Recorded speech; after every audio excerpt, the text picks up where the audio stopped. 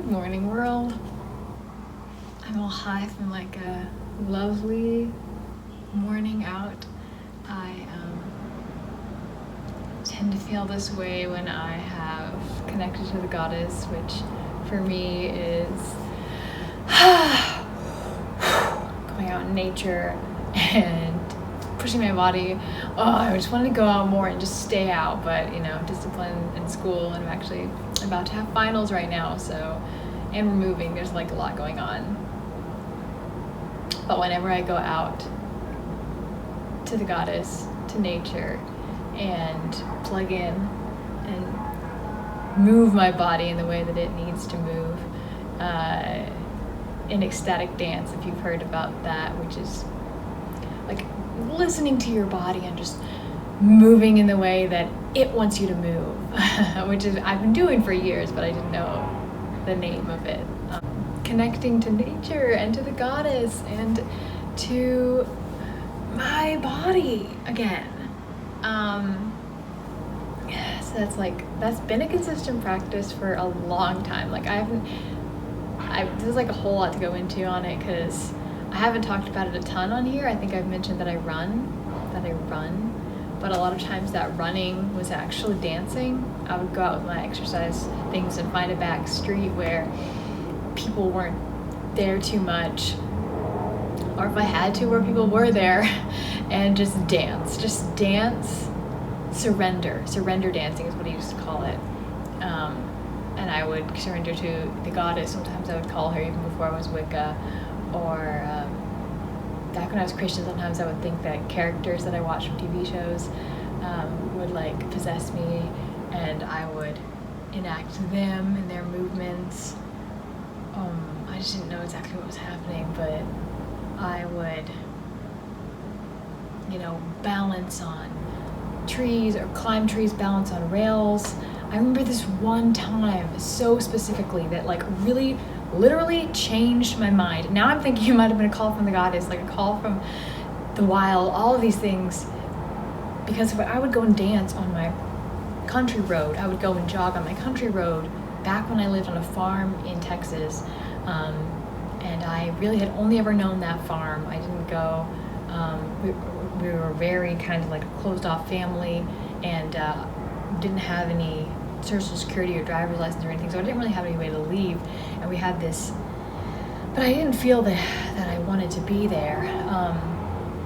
We were supposed to, as women, like dress really modestly and be ladylike and things, and I just wanted to climb trees and hang upside down and play sports if I had ever even gotten to that part of thinking about sports. But I would have wanted to go camping and play sports and like jump in the water and move my body and all these things that was considered like inappropriate just because I had boobs, I guess, you know what I mean?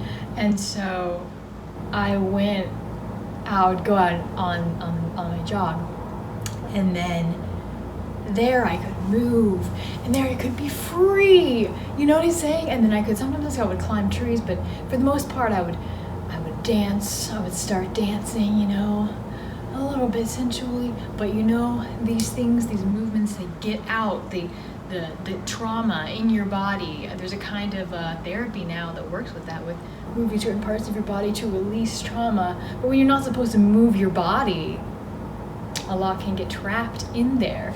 So that's very empowering.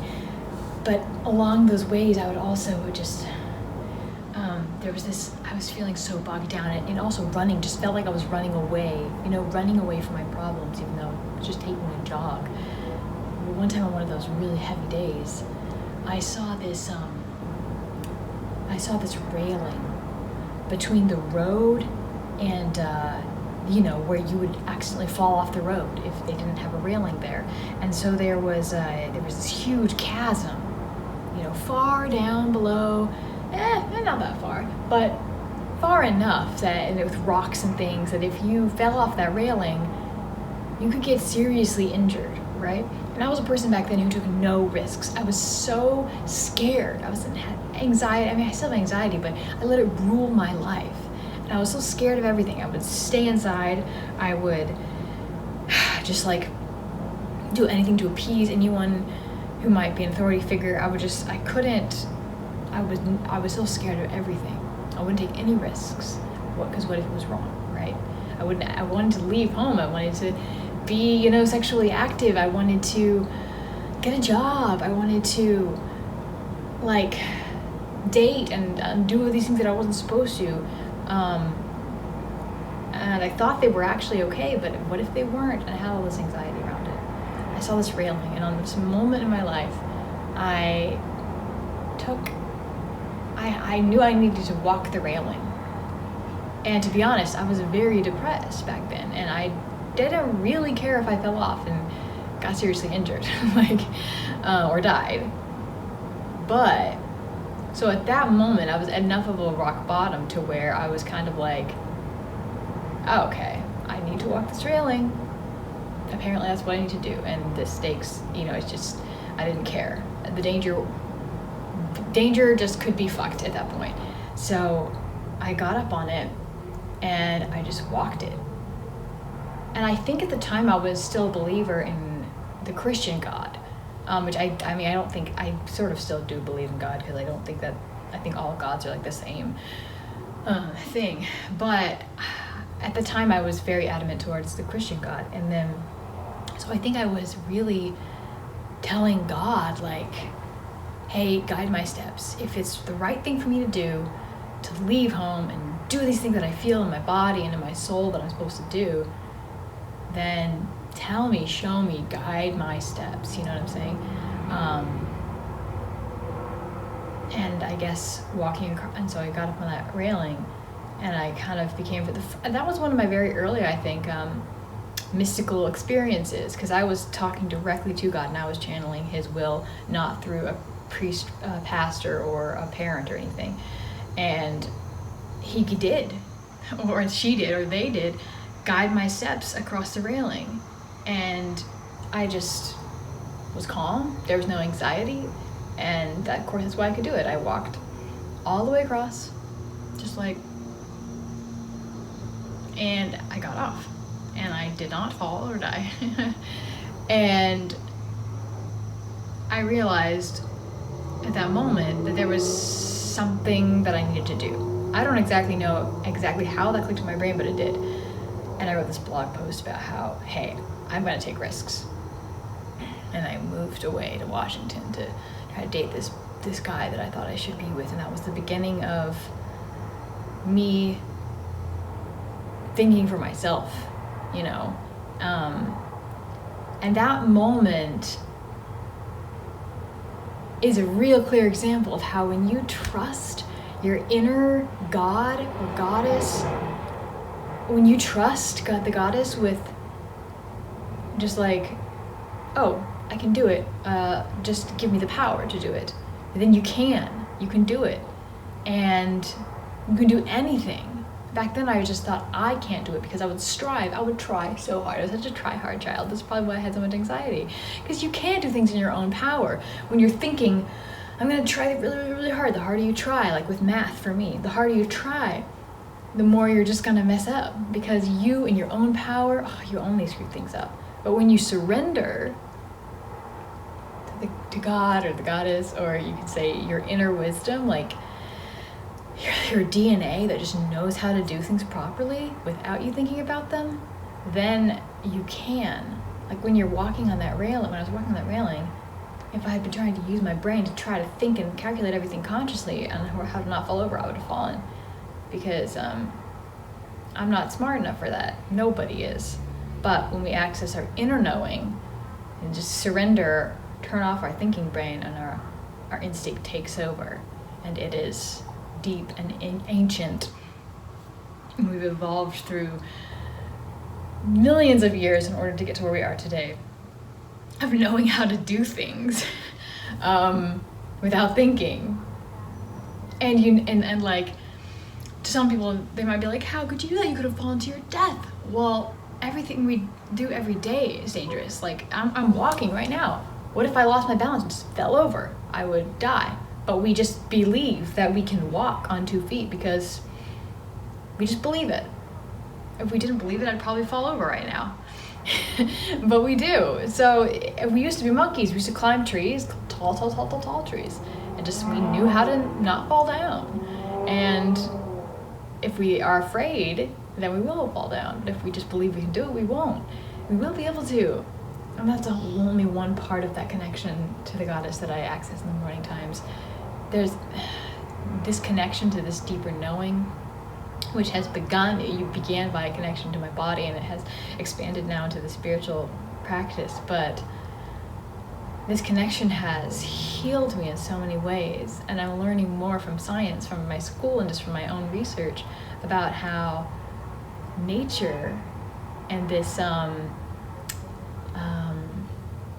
being in the elements, like not being in a house, but being outdoors in the cold, in the winter, in the bitterness, in the where you have to in danger, all these things heal you and make you alive. Oh, surprise, surprise, the ancient people who were here, the native people who were here in America before us already had this really balanced way of living within nature, where they were living with the land, and they were very healthy, very strong. And even the first people that came over to America, who had to like kind of build up their houses and build up their gardens, were very strong. And like apparently if you look at records of the men that came to America in the earlier days, they were just like physically magnificent because they lived on the land and healthy and strong and all these things. And science is proving that too, that like if we are in nature and if we're in the elements, like the cold, bitter cold, our bodies are activated to heal us. Whereas if we are kept inside, kept having to sit down and do lots of paperwork and sitting, it's really bad for you. And having air conditioning just perfect so that we cannot detect our own skin, feel our own bodies around us, not needing to use our muscles so that now our muscles don't have the information given to them to heal.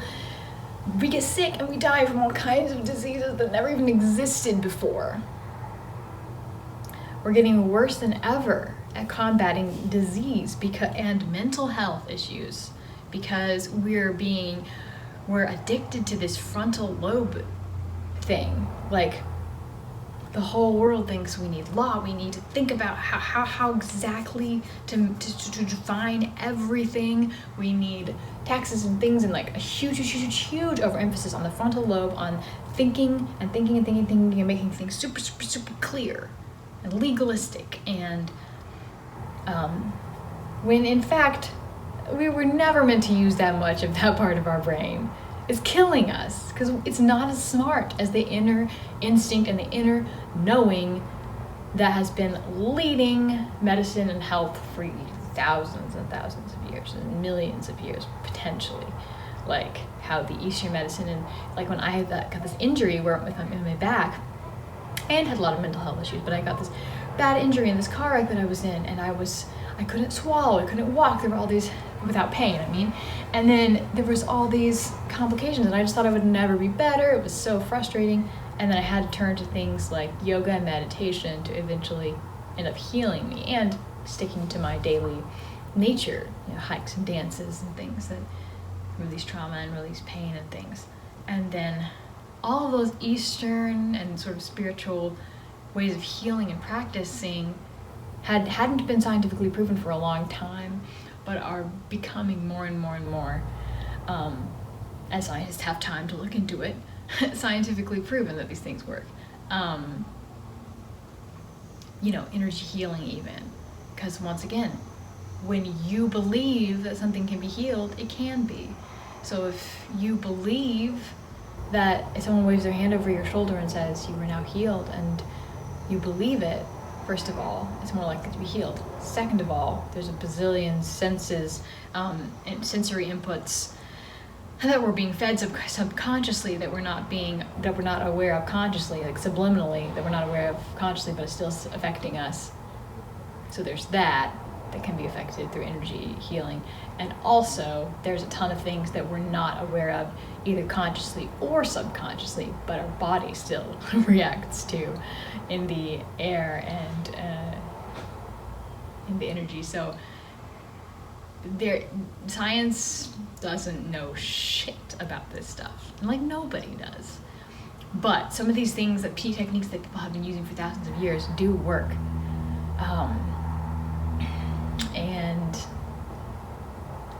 Just all back to like a higher emphasis on inner knowing. And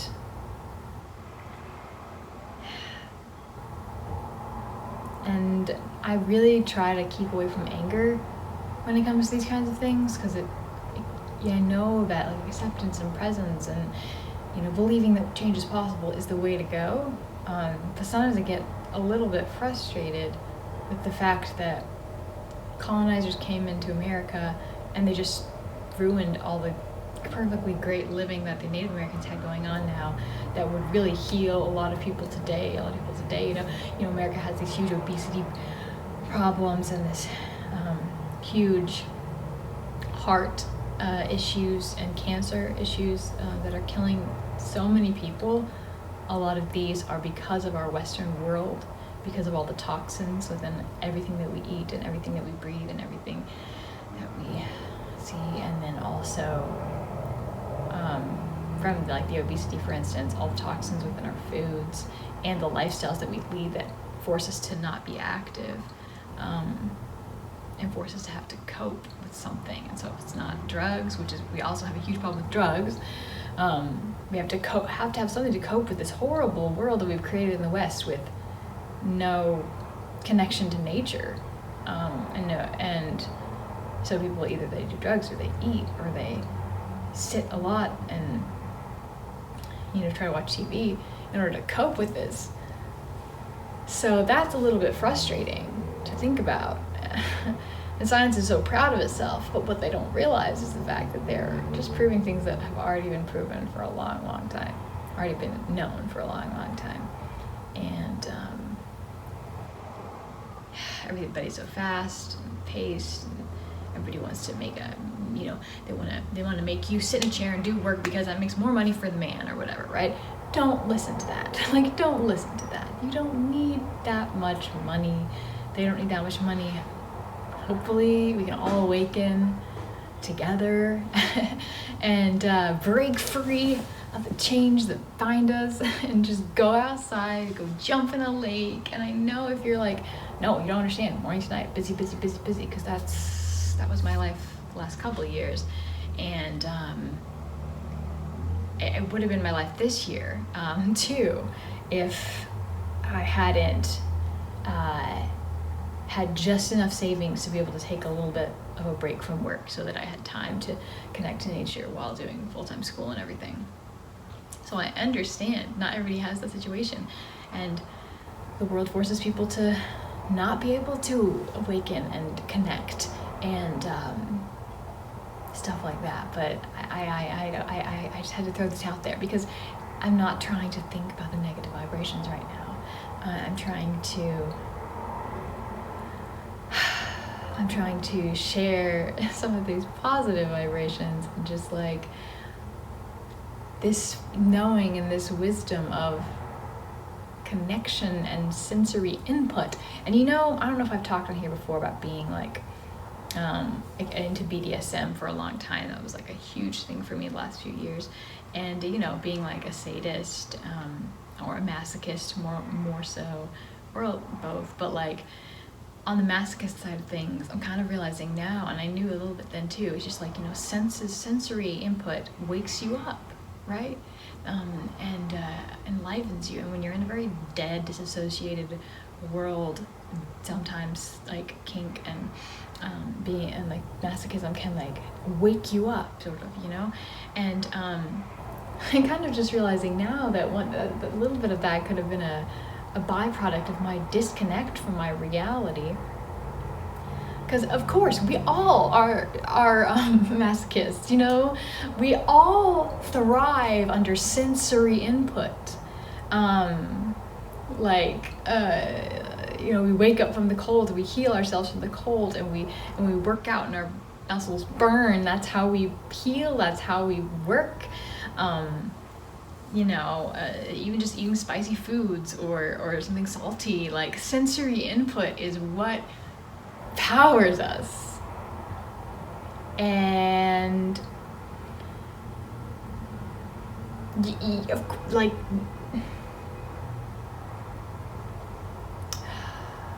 yes, and it always brings me back to like one of the goals that's high on my priority list, always keeping it in front of my mind, even though I try not to get too obsessed with it because it's a little bit of a difficult endeavor, but wanting to give access to land and time, especially land, to like everybody so they can have this, and also wanting to spread awareness of these kinds of things so that people don't judge people for taking more clothes off or moving more in the streets or climbing trees, because those are the things that I do that I know I have definitely gotten frustrated looks from, although some people have gotten rocker hands and thumbs ups. But I dance for freedom, and I dance in order to not be depressed. Like, I've always danced, and I've always known that it was sort of inappropriate. I've always known that it was sort of a risk for me to be dancing where I was dancing and moving where I was moving and climbing trees that may have not been on my property, but not like going to a fence, but going outside somebody else's property or something outside the road. These things may have been a risk and not societally acceptable, but in my society and in my world, they are a right that everyone should have. If you're hot, you should be able to take your shirt off. And feel the wind on your chest. And if you see a tree, you should be able to climb it. That's your primal instinct. And you should be able to touch the earth and move with it. And if people think that's bad, that's just their problem.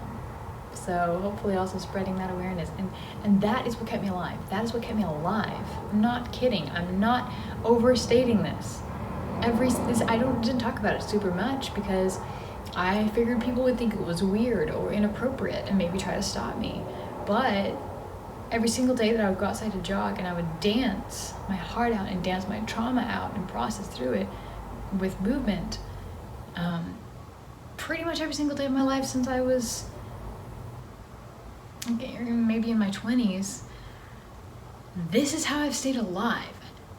Every day I was like, if all I can do is that, then that's sometimes the only good thing or only positive thing at all in my life, then that's something that I can do, and that's a way that I can survive.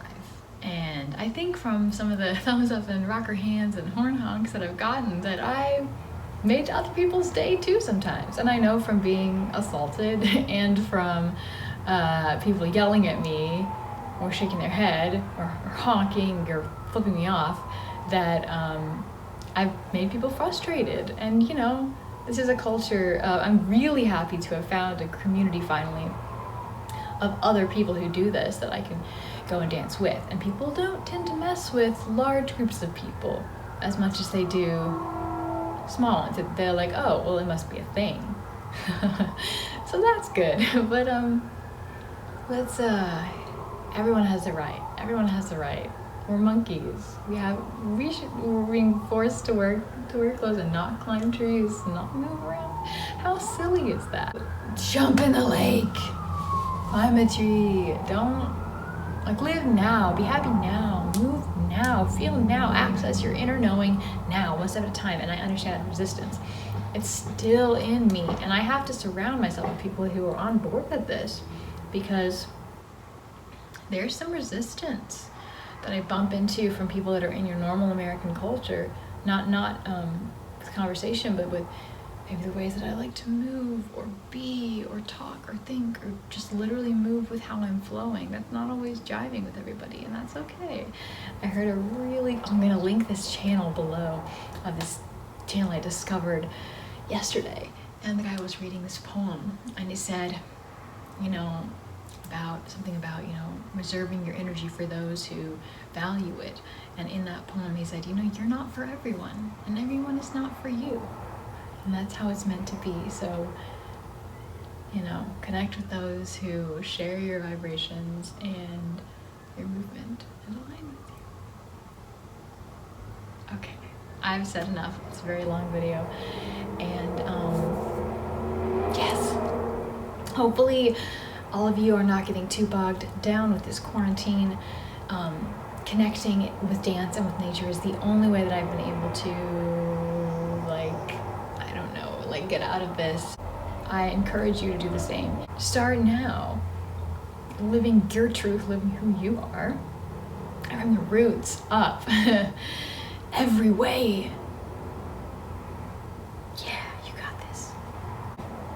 Until I see you again, always remember, the thing is I don't really align with the we are epic heroes thing anymore because I think we are one. I'm not the same person who used to say that. Okay, fine.